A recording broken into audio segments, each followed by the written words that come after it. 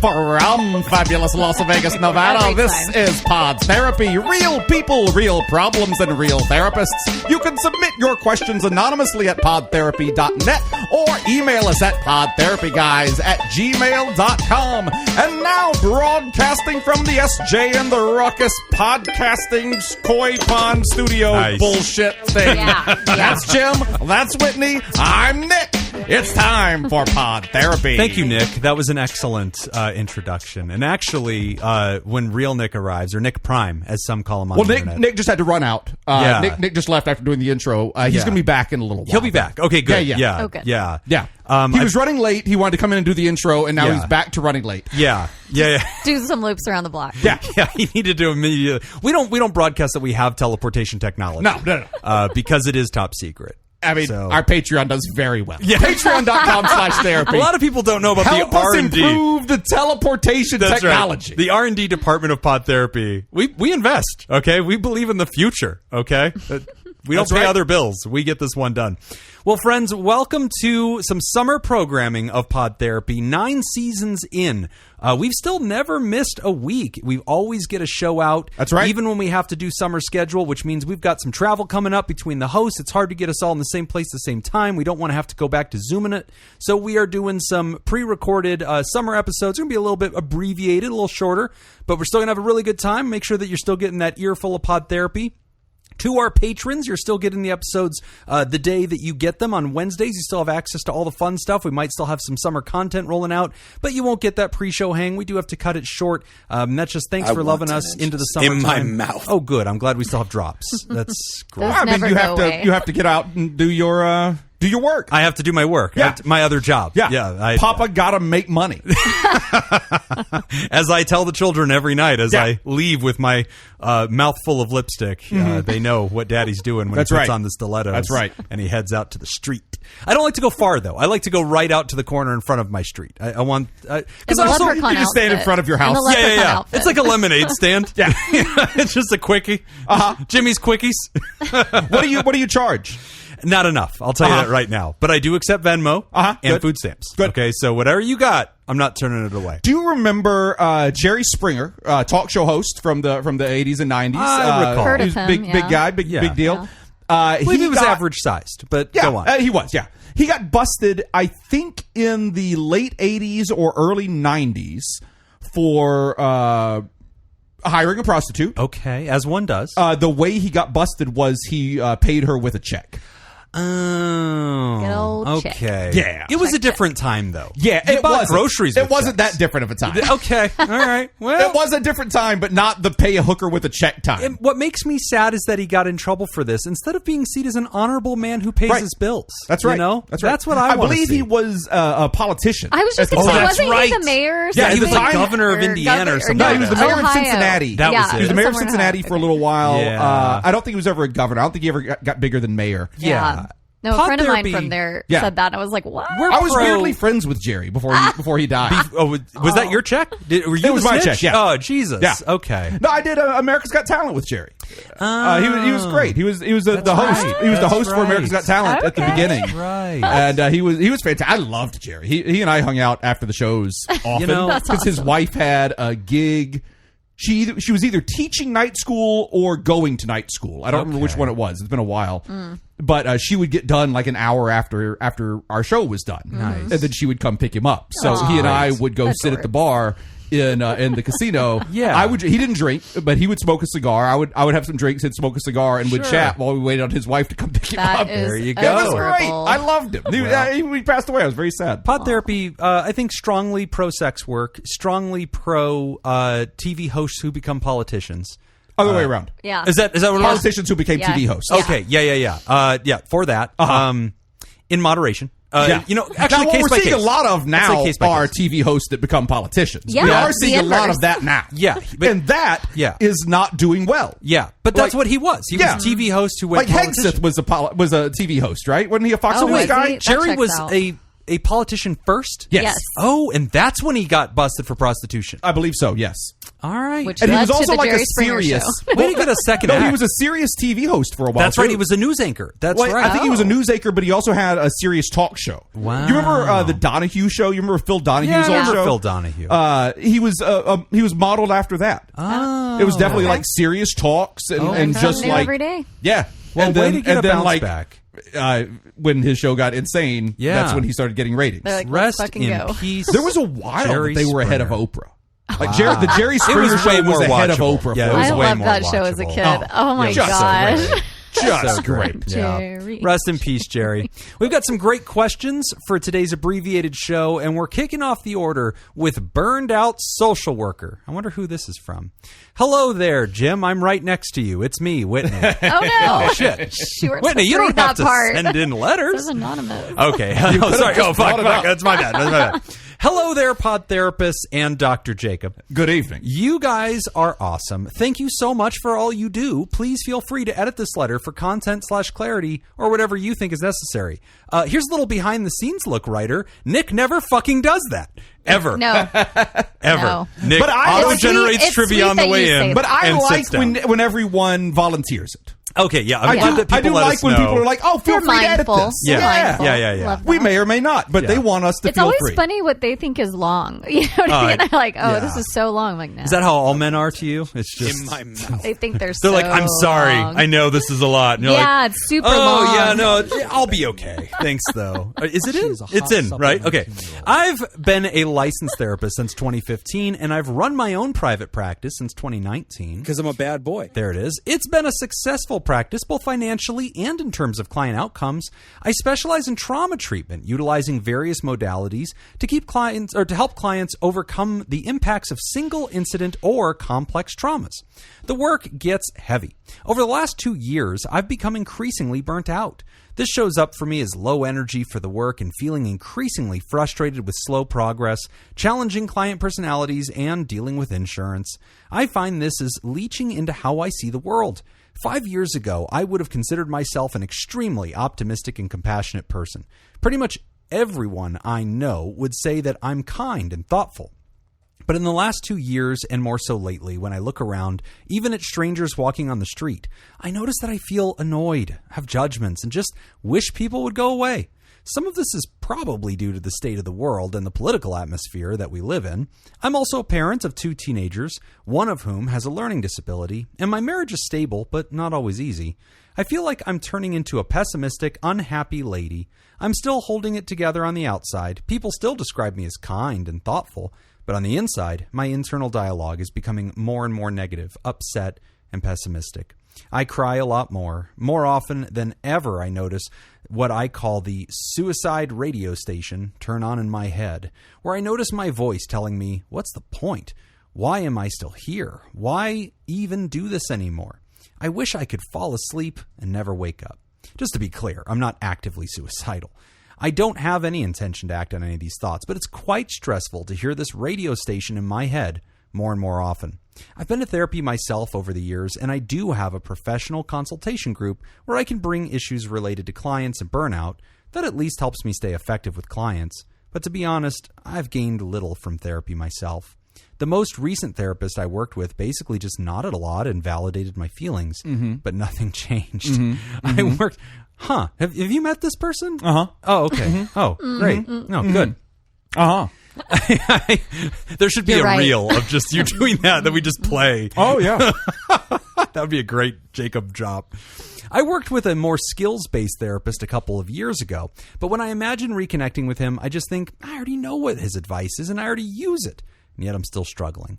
I have great tools and I do use them. I exercise every day. I eat healthy. I get enough sleep. I have no addictions. I meditate. I do yoga. I prioritize time with friends. I go on vacation twice a year. I use coping tools from my own therapies when I need to. Journaling, breath work, self-compassion practices, somatic exercises, and I take supplements to support my nervous system. So I just find myself thinking, how is this going to get better for me? What do I need now? Anyway, I don't know if any of you have experienced this. I guess my question is, what do I do now? I've considered changing careers, and that feels terrifying. What else can an LCSW do after they've burnt out? I do not want to work at an agency ever again. The only thing that I really want to do is stop working with people altogether and spend time with animals or trees or something totally unrelated to the human condition. I think I'm just burnt out on humanity. I'm committed to sticking around to see my kids start their adult lives, but I worry that after that, the radio station might win. Please help. Sincerely, LCSW, which stands for Languishing, Crying, Stuck, and Worn Out. Wow. Oh. Yeah, well, a lot of whoever people named it that, Yeah. I feel like it's partially to blame. Yeah. Looking at it with hindsight, Yeah. I think probably not the best acronym we could have done for that profession. No. But social workers do get to name themselves. So, Whitney, I feel like take that's more on you. Damn it. This is super relatable. I don't know. Yes. You've had a career balance where I feel like you will do private practice. There's been times in your life where you're almost entirely clinical. Yeah. And then there's times where you get to work more on the administrative side. Yeah. And I imagine that there's pros and cons to both, but one of the pros is probably kind of getting out of the direct human contact part and having a little bit more of the behind the scenes role. It's probably like a big relief from the actual burden of all this. Yeah. And I hear you, Ryder, when you said that you don't really want to go back to agency work and you almost don't even want to engage in anything to do with people. So this may not be the exact best for you in particular, but I do think that it's important to note that we've talked a lot about how LCSWs, social workers, can do a wide range of different things. You have the largest range, yeah. Mm-hmm. And so I know we joke about me working in insurance, but especially the first go around back in 2019, there was kind of a relief of not feeling like you had to carry so many burdens of all of your clients, all your patients. And so just being able to kind of clock in, and you are looking at clinical, so you're still getting that like part of your brain scratched. You're looking using your skills. But just be able to like show up and end at 5, and then you like close your computer and you go do whatever else. You don't like carry it with you as much. I think there was a huge value in that. And so there's a lot of other, maybe not even agencies, but like I know the VA is always hiring social workers. There's things like that can come with really great benefits, and that feeling of just being able to turn off when you're done is a good feeling. So others out there that might be dealing with burnout, that could be a route to look at, and you don't have to do it forever. I think we get stuck in thinking like, oh, if I do this, then I'm just never going to do therapy again, or I'm never going to do whatever else again. It's like, no, we have so much flexibility nowadays with which I think what we want to do. Uniquely, I think social workers, enjoy a lot more flexibility. They are just, one of the OGs of the field. Do you relate to the burnout piece? Have you ever gotten to that place clinically where you're like, whoa, I do not have much to give? I mean, the writer talks about trauma work. And I think when you're a trauma specialist, I remember when I first graduated, I was like, I hope I never work with trauma because I don't think I could do that back to back. I remember hoping I did not have one client, very naively believing that I would just go my entire clinical career and never deal with trauma. They just have few life problems. I'll just scoot them on their way when they're done. We'll just move along. And I was super naive. I just didn't realize that this is everywhere. But I think if you're just an average off-the-shelf therapist, you're dealing with trauma 50% of the time. Yes. This is a trauma specialist. Yes. If you're putting yourself out there as that's all you're seeing. But do you relate to this? Do you relate to like the human burnout angle? Yeah, this is something I think you and I might differentiate on. And that is that you claim, I guess I believe you, that all 9 the time... inches, ladies and gentlemen. We're not filming today, but there it is. There it is. In all its glory. It is relative. That is a metric tape measure. Yeah. Yeah. Oh, okay. Yeah. So the centimeter, is that what the CM? I thought that was you should probably just continue. Circumference? I don't know. I really was never good at math. Okay. It's the circumcised side of the tape measure. Yeah. Yeah, that's what I thought it was. Yeah, there you go. This is for you don't have the hood, so this is 9 cm. That's it. You're welcome. Is that how that works? Yeah. But no, you always claim that you see so many clients a week, and it always shocks me because that is where I start to see burnout, when I feel like really 20 is like my max. And if I'm hitting 20 clients every week, then it's like I might be pushing it. It just depends. Right.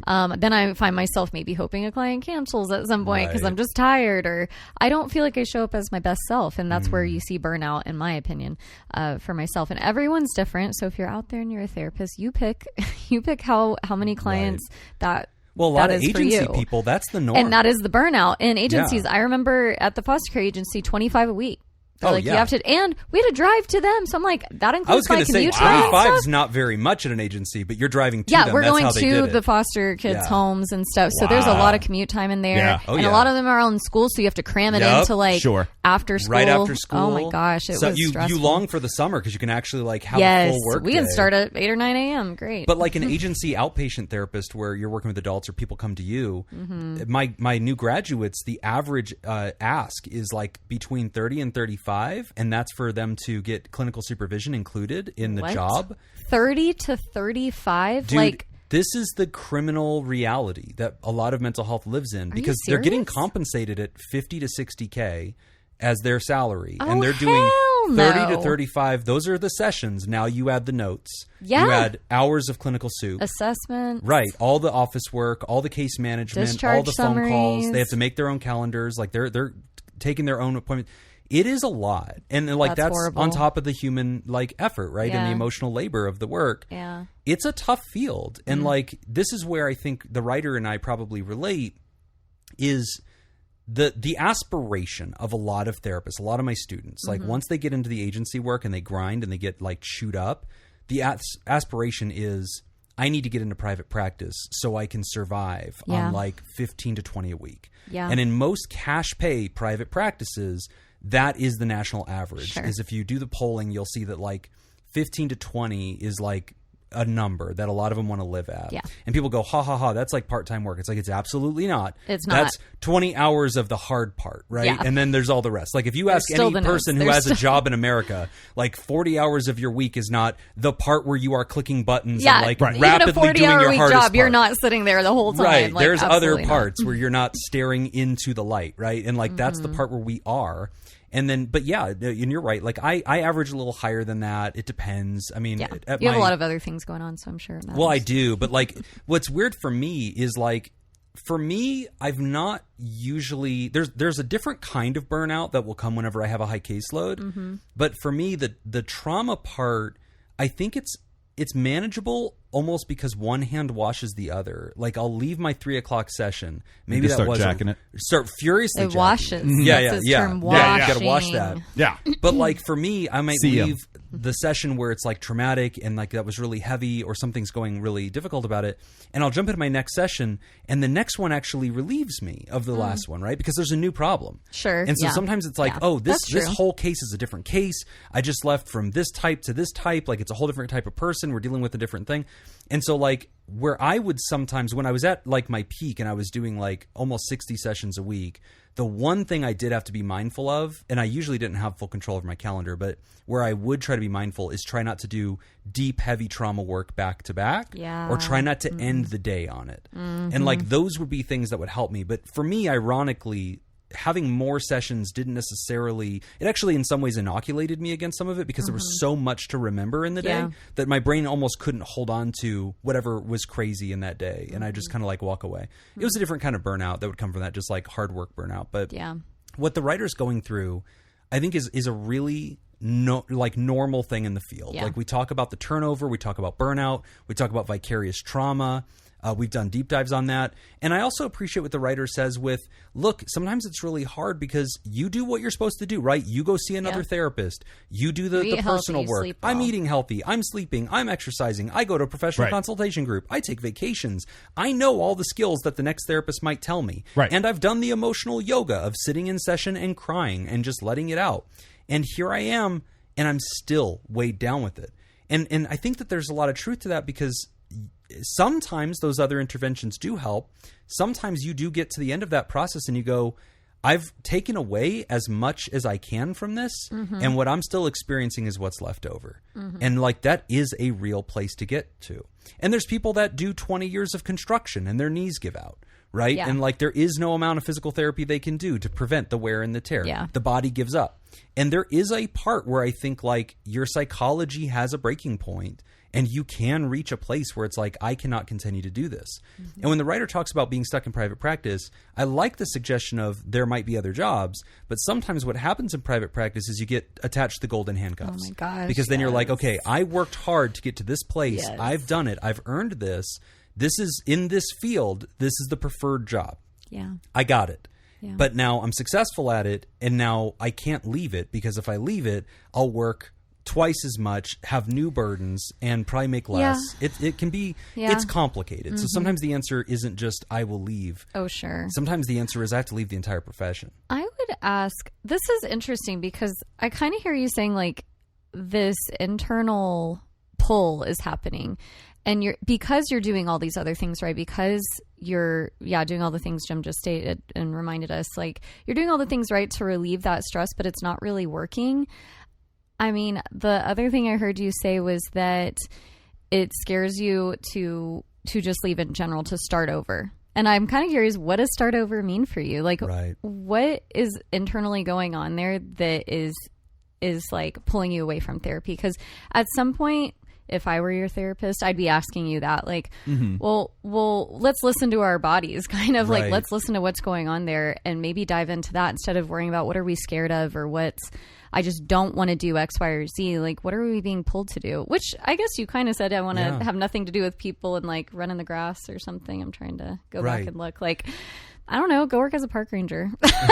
Maybe not that right now, but like find something in that sense that feels maybe a little more fulfilling or I don't know. I would just stick around in that. I'd be very curious. That is how I healed. Mm-hmm. So like for me, even though I don't specialize in trauma, the nature of being a healthcare provider is that you are constantly a witness to human suffering, right? And you're constantly trying to put it back together. Most of our people aren't bleeding when we see them, but this is what we take vicariously. Even if that session wasn't a trauma session, we're staring into the gaping maw of human suffering always, and we're trying to put things back together again. So for me, whenever I got burned out, the way that I think found my path to healing, or to at least getting into life balance, was actually taking more jobs. So like teaching at the university, whenever UNLV got a hold of me and said, hey, would you like to work part-time helping out at this mental health clinic? I was like, okay, but I'm not going to see any patients, right? I get to teach the students. I get to coach them. I get to supervise them. Mm-hmm. Yes. Get me out of my practice a little bit. Mm-hmm. Let me do that. And so in the beginning, I didn't take any fewer patients. I just would go do it after hours. Mm-hmm. And then they asked me to start teaching. And I was like, okay, great. And like, it's a lot more. And so like, there's more calories being burned in my day, but like, I would look forward to having that reprieve is huge. It really shows you how much it's not really about the workload. It's more what you're doing with your time. Or I'd be in the middle of my cases and I'd be like, oh, this will be a great one for my students today. Like I'm going to, de-identify this case, and I'm writing a vignette, and like but everything changed because it wasn't just about the client anymore, or the case. It was now like, okay, I can't wait to talk about this tonight in my class. Like this is super relevant. And I just found these new ways. I got involved in so many other projects, like tech companies, this podcast. Like as I get involved in more things and I find more ways to like just be a human that is not just the face-to-face direct therapy, it kind of took the pressure off of that a little bit. And just, I don't know, it added more seasoning to the soup so that it actually ultimately helped me. Even though it's like, oh, you're working 70 hours a week or whatever. It's like, yeah, doesn't but like, feel the same. Yeah, but it felt different than just working like 30 or 40 in direct client care. Even though I'm still doing that, diversifying actually really helped me. Yeah. But I think that we have to be honest, like, and this is something that I think scares a lot of people. If you go to like the Reddit page for therapists, one of the most common things you see is people saying, I'm burned out. I went to school and did life work for 10 years to enter this profession. The first graduating nurse who's 22 years old is making as much or more than I ever will. I can't do this. Like, I need to leave the profession. And this is why we talk a lot about macro reform of the profession and why there needs to be investigations. Like, we need to figure out what's broken in our system so that at least the compensation can help. That way people have to work less. We can make this work.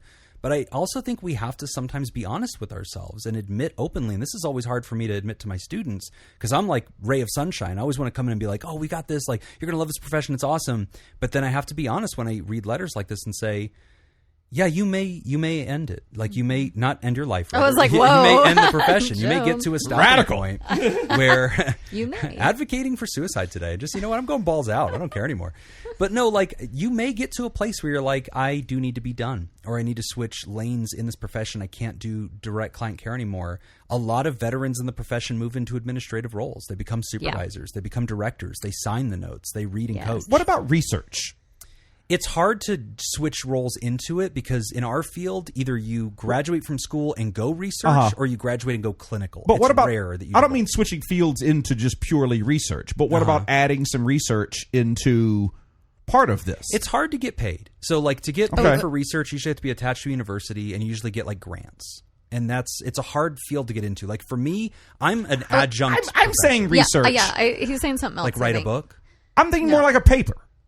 I'm thinking about writing a paper and trying to get it published. I mean, it's a great Jim hobby. wrote a book. I did write a book. It's easy to write. And that shows it is easy to write a book. Yeah. Anyone can write a book. There we go. I think the misunderstanding about research is that it is a club. You have to already be in the club. Yeah, I don't mean make money in research. Okay, yeah. If you want to write a paper, that's I don't another mean way making to a living to do this, but I mean a passion project. Yeah, I mean getting kind of back into what brought you into this profession in the first place. Well, I think you're adjacent to what a lot of what we see colleagues do, which is maybe not doing research, but maybe teaching. A lot of them start doing CEU workshops. There's a fuckload of teachers out there. Well, that's not nobody's figuring out what they need to be teaching. They do research and then they go present it to colleagues. Oh, and yeah, so that's a way that they will do a CEU workshop where they don't publish the paper, but they put together like a slide deck. They do a lot of great thinking, and then they'll teach the field and they'll start diversifying doing that. And it's part of a bigger thing like the NASW and things like that. But I'm thinking like write some papers on how to avoid burnout in the field. You know, start getting into this type of, explore this niche a little bit maybe, and maybe that'll lead you to something else that you'll find that you still enjoy about this profession. I think that's a fair point. And kind of get to it. Yeah. It's a high burnout field. It really is. And that's one of the reasons why we need to at least change some of the dials when it comes to the healthcare infrastructure, healthcare finance infrastructure, the expectations of the job. But if the compensation can't get where it needs to get, then we can't change the expectations of the job because we have to make everybody work whatever the requirement is to pay a bill, right? And so that becomes this burnout rate. And I don't know, maybe this patient wouldn't be any better off if this writer wouldn't be any better off if they just had a lower caseload. Maybe that wouldn't even be their solution. Maybe seeing 5 a week would just be too much. And they're just at a place where they're on empty with human empathy. Writer, that might be what's going on with you. And it's tough because I would worry, I think a natural question from colleague to colleague is like, hey, are you safe to treat right now? Can you still do the job? And writer says, yes. And I have a professional consultation group. I go to the things I need to put gas in my tank so I can still be there for my patients.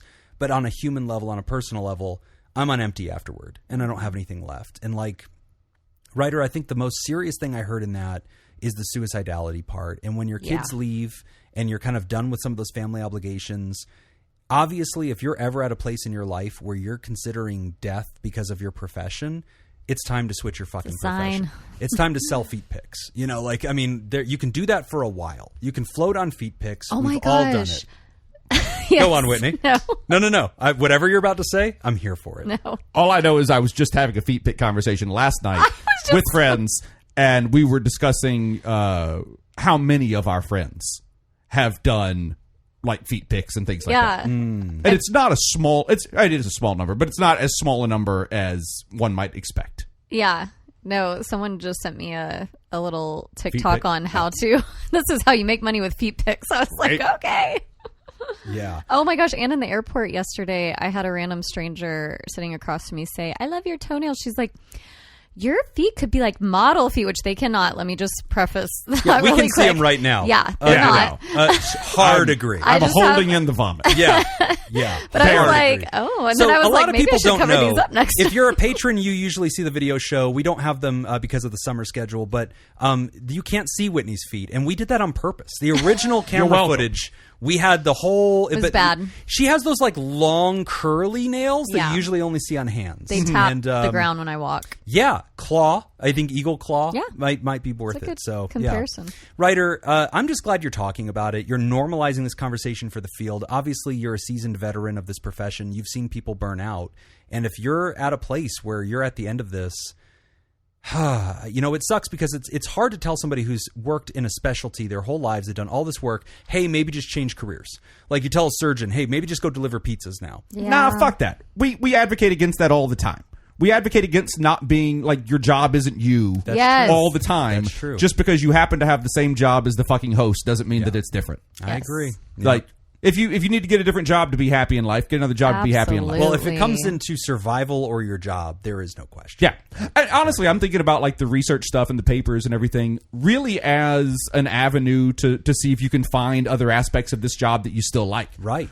And if the answer is yes, then cool. And if the answer is no, cool. It's a fucking job. It's just a job. It's remarkable how many professionals in therapy ultimately spin off into adjacent things like teaching CEUs, yoga workshops, teaching at college, working for the insurance companies. Like it's Nick's remarkable. Job. Nick's job. He left clinical work and is an administrator. When is he getting back? God, he's still running. Yeah, well, he said he was going to jog around the house for like three more minutes. I don't know. He's really passionate about fitness. That mental fit. Fitting his podcast up his butt. Anyway, Ryder, good luck. Thank you for this letter, and please stay in touch. Let us know what's going on. And if you're not part of our Discord, please make sure that you are, because there's a really good supportive community there. It sounds like you could just use one more. Oh, and of course, since we know that you have a job, even though you don't necessarily love it, patreon.com/therapy. There it is. Yeah. Give us that sweet, sweet money. We're going to take a quick break, and when we come back, we're talking about, is my therapist crazy? Or am I? You're listening to Pod Therapy. Today's episode is brought to you by Robert B.J. M. That feels right. Kayla Lansbury, Kevin Chamberlain, Ben Stanley, Adam Hathaway, Dan Martin, Lib Heyo, Andrew Langmead, Chad Mag, Inkala Prince, and Dale the King. You want to sponsor our show? Become a Theraproducer at patreon.com/therapy. All right. Whitney. Yes. What is the only mammal that can truly fly? Ooh. I'm saying truly because I'm going to tell you right now it's not the flying squirrel. Oh, okay. So no gliding. No gliding. No bullshit. No, you go up. Flying. You can go up. Yeah. And you're not jumping like a bitch squirrel. That's right. Okay. So you get that fucking squirrel out of your mouth. A bat is correct. Oh, shit. Good job. A bat. All right. I always forget they're mammals. Yeah. I don't know. Yeah, they're furry. Furry birds. Yeah. That makes sense. As soon as something's furry, it's usually a mammal. Okay. Jim, which came first? Which was invented first? The zipper, the airplane, or sliced bread? Oh, my God. She got the bat Mine question, and I get easier. this shit. This is fucking Thank you. hard. Whitney had all the mammals to choose from. did. That's a lot. You have 3. All right, that's fair. And none of them are mammals. Wow. Okay, I remember seeing that sliced bread was like kind of more recent than I was comfortable with. Okay. Being like, wow, okay, so that's a thing. The zipper feels older than airplanes. Okay. I feel like we needed zippers pretty early. Zippers? You think were before airplanes? Oh, now I'm doubting myself, you bitch.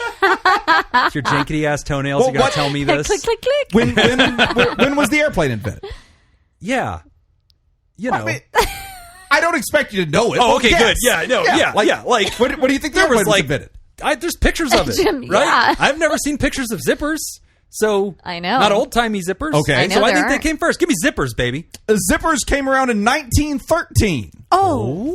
Sliced bread came around in 1928. Oh shit! Airplanes came around in 1903. No, I don't want to. Airplanes invented 10 years before the zipper, which was invented another never see zippers 15-ish in, years before like, sliced bread. Like time period pieces? Yeah, like Civil War. I mean, that's 1800, so that's a little earlier. But yeah, they definitely didn't have zippers. Oh man! All right. Okay. Well, fuck this game. World War I love One. it. I guess they had some zippers Yeah. by then. I'm Probably not in uniforms. unhappy with Probably humanity. not common. You know, Maybe Yeah. it's like I think amusing. zippers are really important. Let's see. My question is, how many hearts does an octopus have? How many stomachs? can't see Don't they have the a lot answer, of though. stomachs? You- Or is, maybe No, I'm I can't see thinking the cows. answer. Okay, good. Cows Yeah, have a lot of stomachs. I think Cows. octopus have a lot of hearts. Yeah. Yeah. At least Oh, no, as many not as Zelda. hearts. That's the question. Brains. Oh, Brains. I think they have multiple That- brains. that's what I'm I think each thinking. arm it can't might be have more than like 9.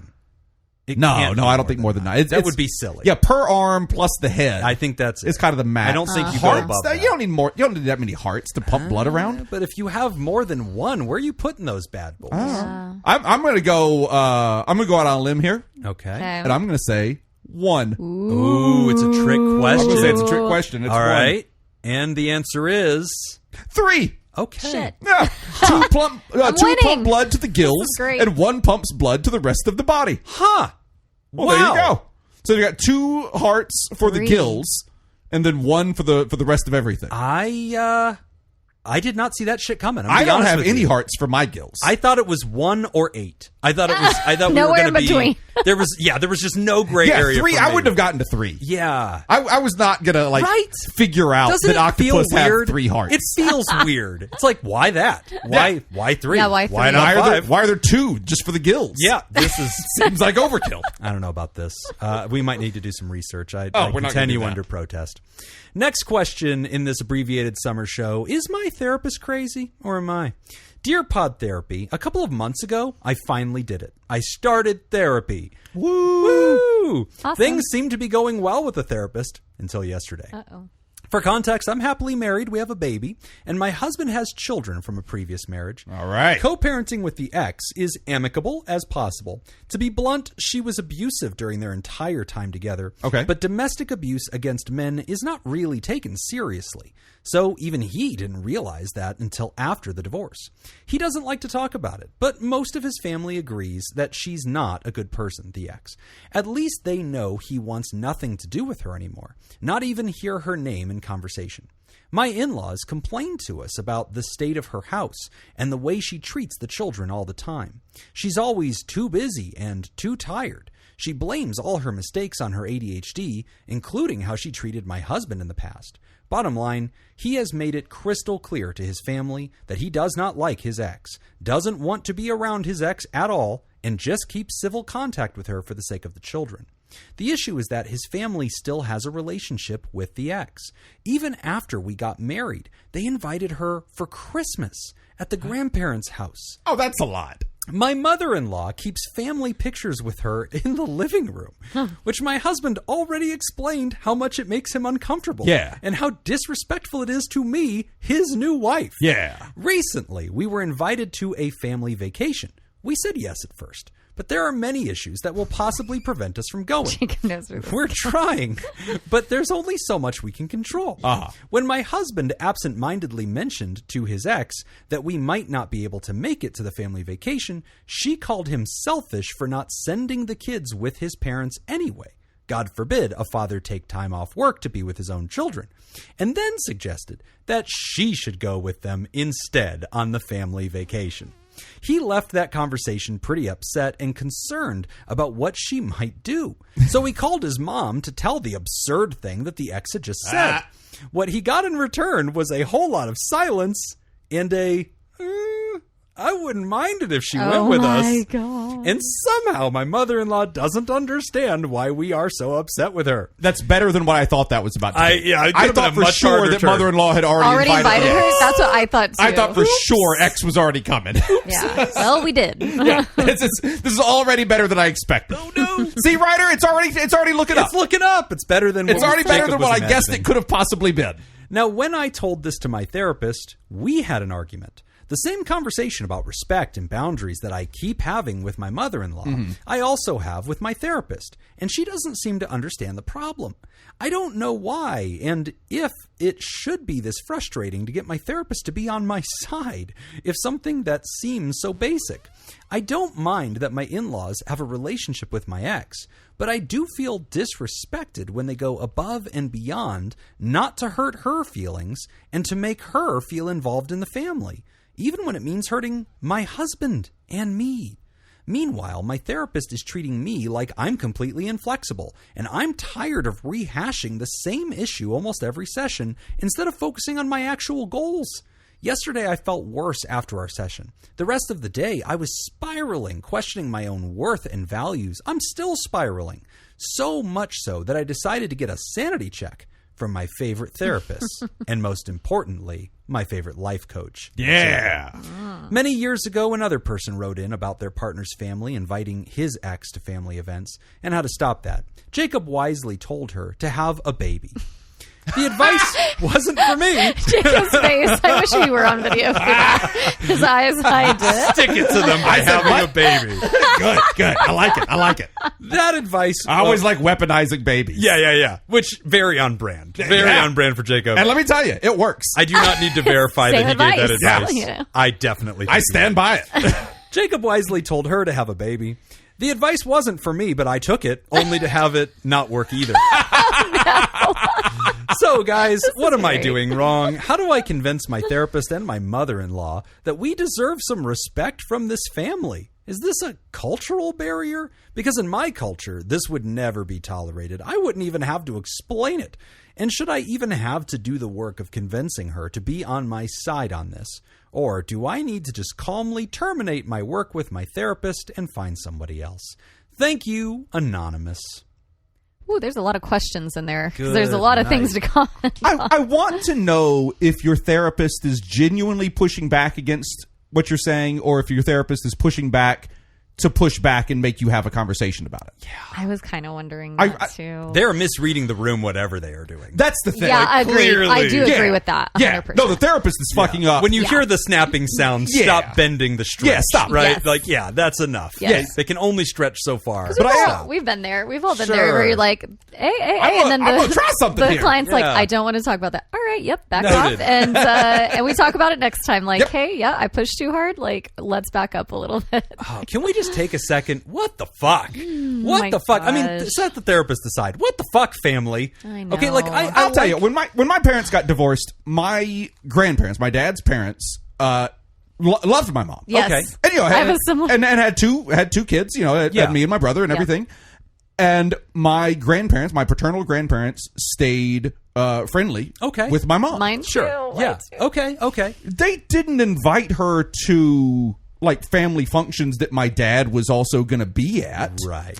They didn't do, they were like, Yeah. yes, we're going to support you. You were married to our son. You have Sure. you had our grandchildren. Like you're still part of our the lives. mother of our That's it. Like grandkids. we love you and you are still part of our lives.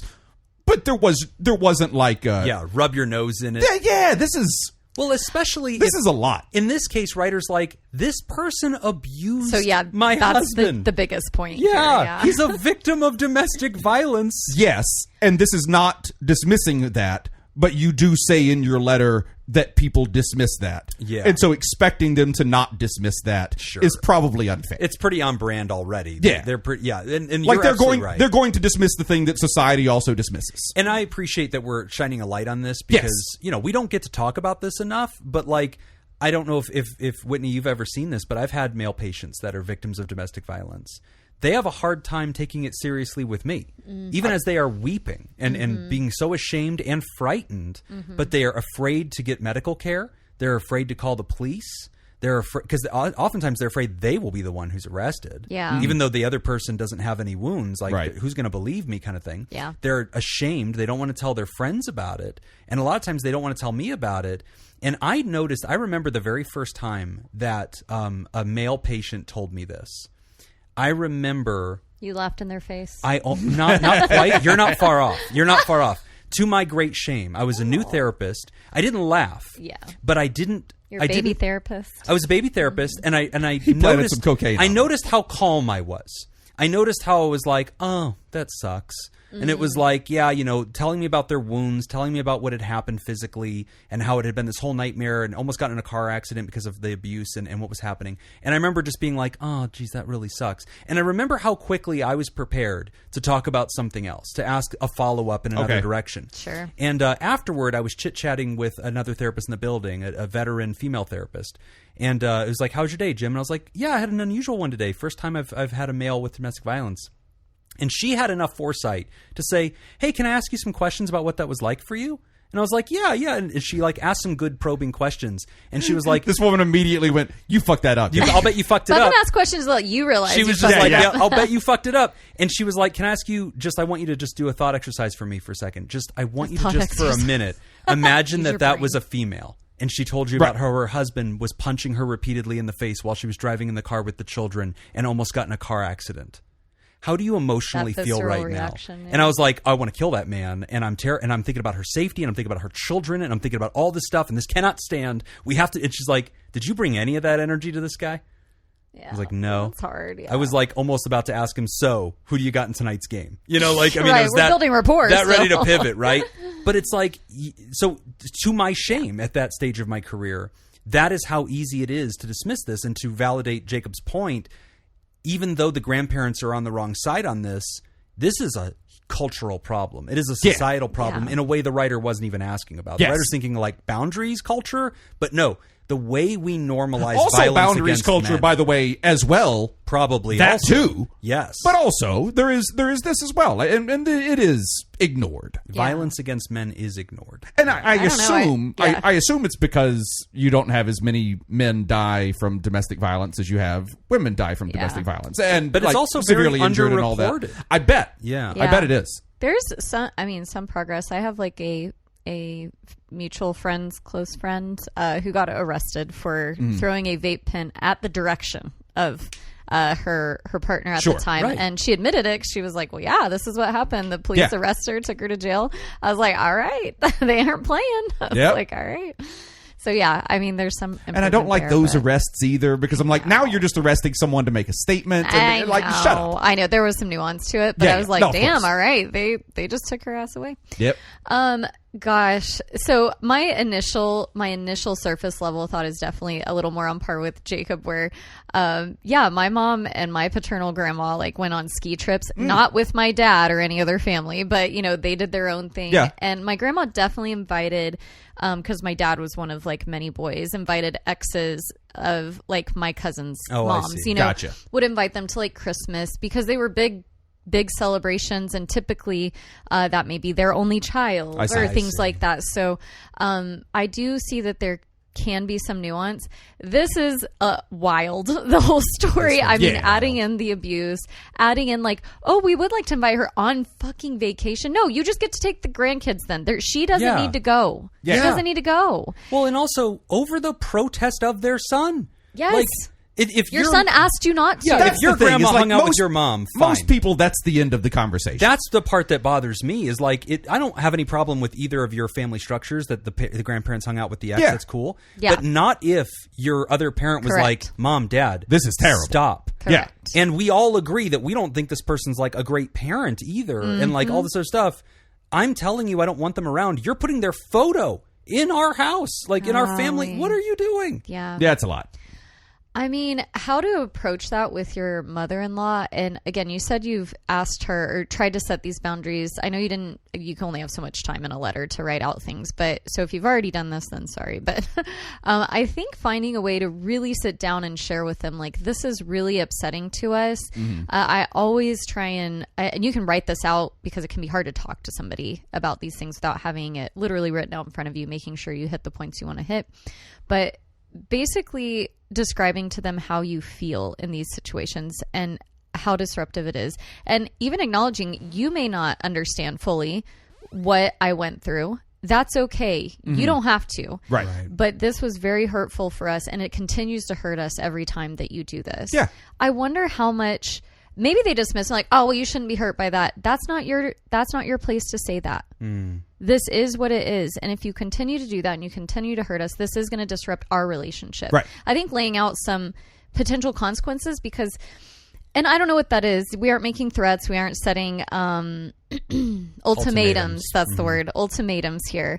You decide with you and your partner, like, what you want that result to look like. If that's okay, well, she goes to Christmas this year, we won't. Yeah, exactly. Because I don't have to. Yeah. Like, maybe that's what we said last time. Me and the kids won't be there. I thought about this too. Okay, so part of me jokingly was like, use the kids as weapons. Have more children. I know, this right? Is always the move. They're great for that, weaponizing Outnumber children. them. But kind of, it's like, well, I don't want my children to be in that environment, or you know, hey, we want our children to be with us for vacation. We aren't going to go with you on that vacation. And I feel like grandparents tend to adjust very quickly when it comes to time with their grandkids. And that is really yucky to say. It sounds like I'm saying use your kids, but also to just to kind of like temper that, and that is a legitimate, I think, offering that you just gave. But I also want to note, Ryder didn't ask us, how do I deal with my in-laws? Right. She did. Well, did she? Fuck you, Whitney. Just because you can read, you think you're better than me? Guys, what am I doing wrong? How do I convince my therapist and my mother-in-law? Yeah. Shit. All right, fine.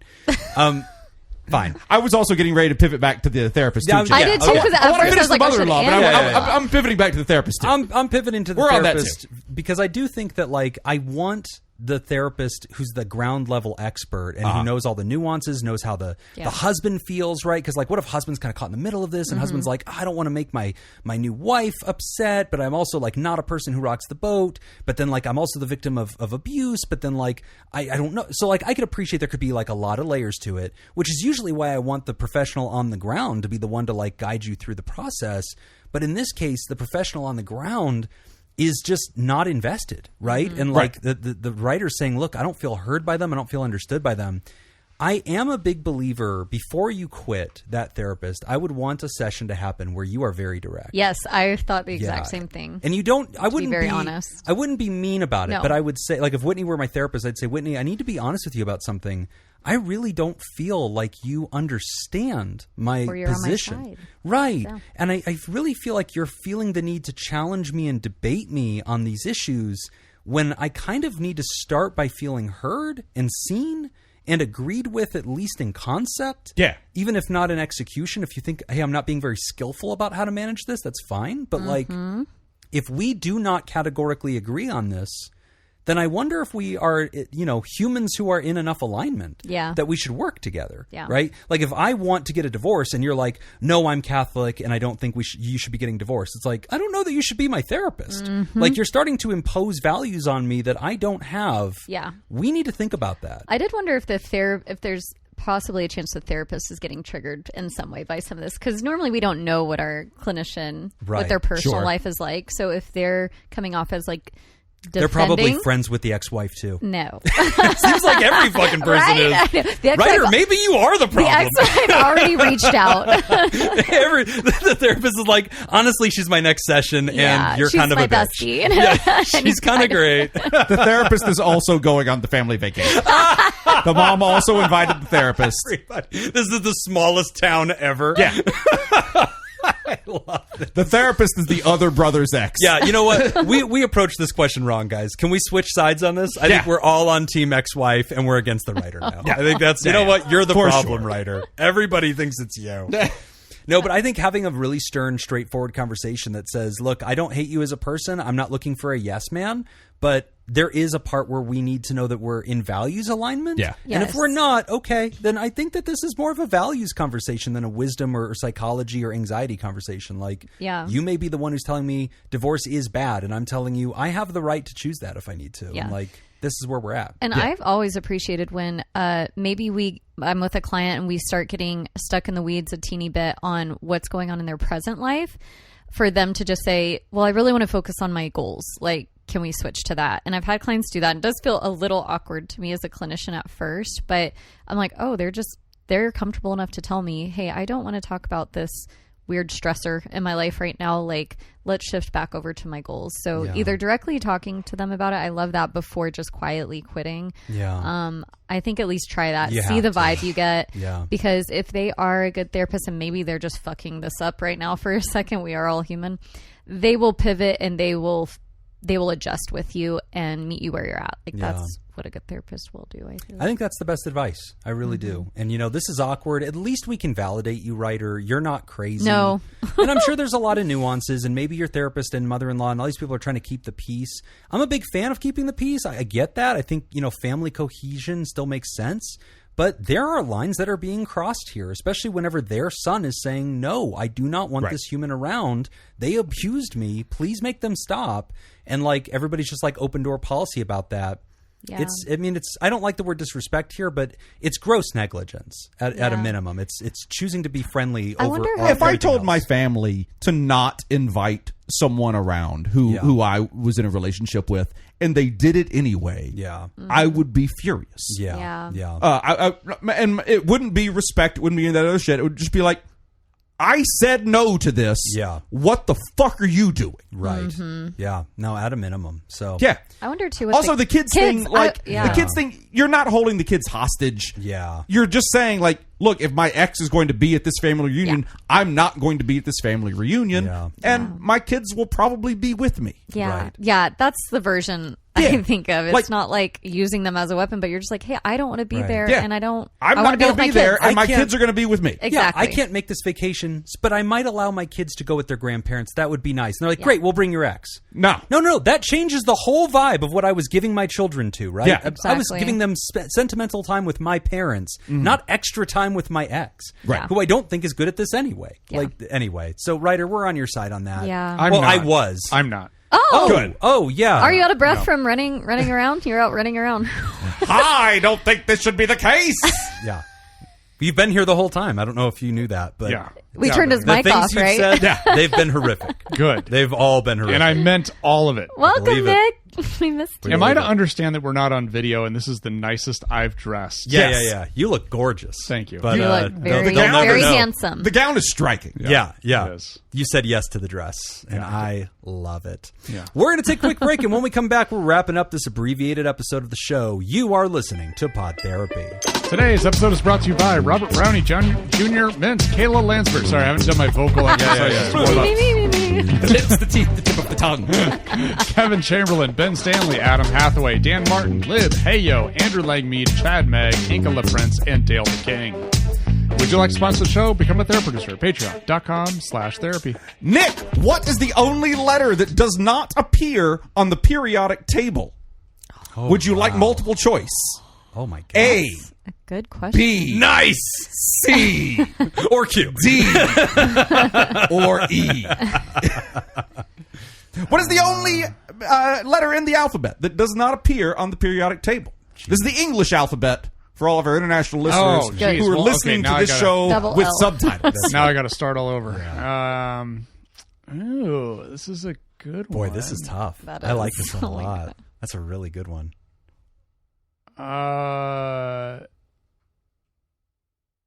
I'm going to say W. Incorrect. Oh, that was my guess too, buddy. Jim, do you have a guess? It passes to you. Shit. Okay. Give me. Nope, that's in there. Nope, that's in there Yep. too. Yep. Yep, that's in there too. Fuck me. Give me. Nope, that's in There's there. no God options. damn it. For real? You know Well, what? there's 26 of them. Give me. Not at all. Fuck. I know. It's like when you think of one, you're like, it's because it's yeah. in there. Because I'm looking at it. I guess D. D is in there. Whitney. The D is in there. And the D is an element. Jesus, dude, this is hard. Thank you. This is G? really difficult. I don't know. The answer is J. Every other letter appears at least once in the elements. Wow. Yeah. All right. Okay. 5 points for Jacob. Jim, what is the planet in our solar system that has the shortest day? Oh. What planet in our solar system has the shortest day? Oh, goodness. So that means it spins the How fastest. fast? Okay. And I think it's Earth. Earth has the shortest day of the 8 planets in our solar system, is your guess. That's my 24 guess. hours. I think it's 24. Incorrect. Shit. Whitney. Fuck you, Earth. I mean, I'm sure this is wrong, but Mercury? Incorrect. That is the most common guess, Yep, though, I according knew to it. this thing that I See, I pulled up. knew it wasn't I that. know. I was Yeah. like, too obvious. Nick. Venus. No. Incorrect. Venus is almost, their day is longer than their year. on So Venus. Saturn. Oh. It is Jupiter. Jupiter. The largest planet has the shortest day. It completes one rotation in just under 10 hours. Holy Something moly. Wow, Yeah. that thing's moving. That's Windy. moving. It's moving Something quick. windy over there. All right. Let's see. Did I ask everybody? Oh, one more. Whitney gets one. Whitney. True or false? Goldfish have only a 3-second memory. Oh, it has to. Oh, no, it's false. I feel like that's a Wives' tale. wives' tale. That's the thing. It is false. Goldfish can remember things for months and can even be trained to perform simple tasks. I have 2 points. Okay, I am winning. I think I I'm have, like, killing 7. it. Yeah. Ah, dang it. You're right. As we wrap up 12? the show, we want to remind you, you can sign up at 29. However many you want. patreon.com/therapy. You can get our extended show ad-free a day. Well, not today. You can't get an extended show on this one. You get the show a day earlier, and you can enjoy our Discord community and our 9-year library of deep dives, interviews, skill shares, research, roundups, and rants. And in this episode, I think we can thank some new people to the Theraparty. We can. We're able to. Let's thank them. Let's do it. We got a new Therapod biathlon Anna. Yay! Welcome. Oh, Anna. Our biathlete. I brag that I know an Olympian all the time. Just I brag that I know a bi person. Oh, even better. I know one bi person. A bi-Olympian. I know one person named Anna. Ooh. So there we go. There we go. And we have a new Theraproducer. Welcome to the boardroom, Dale the King. Oh, hi, Dale the King. Now, speaking of the boardroom, really quick, our lawyer, Leon Kassab, also a Theraproducer, has put in an official request for there to be a Pod Therapy HOA, and he would like to be the president of the Pod Therapy HOA. What committees are we going to have?